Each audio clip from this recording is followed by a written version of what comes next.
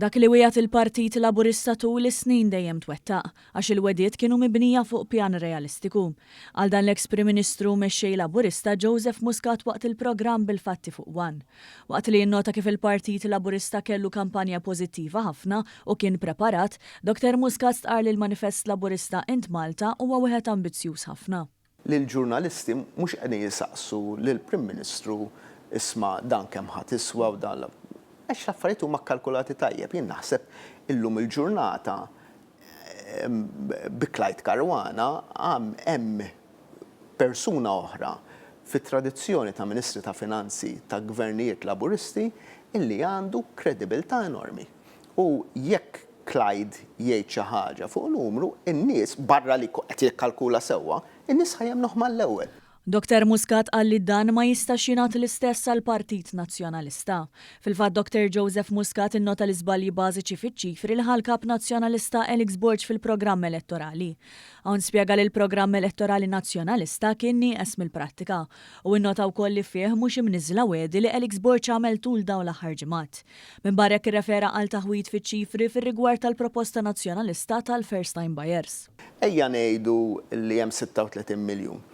Jekk inti tgħin b'50,000 euro fis-sena lil kull koppja li tiżżewweġ, inti ħatejn 700 koppja. All right?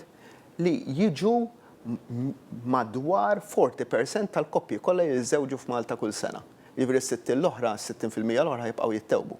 Jiġifieri anke minnha nnifisha stess, anke ngħid dik l-idea ta' 36 miljun hija hemm miscalculation kbira.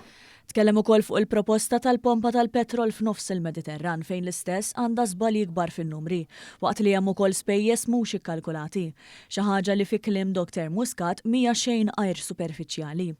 Fuq iż-żgħażagħ Muscat stqar li huma xettiċi mill-politika tal-highest bidder, iżda deċiżjoni tagħhom hija marbuta fuq id-direzzjoni u tmexxija tal-pajjiż.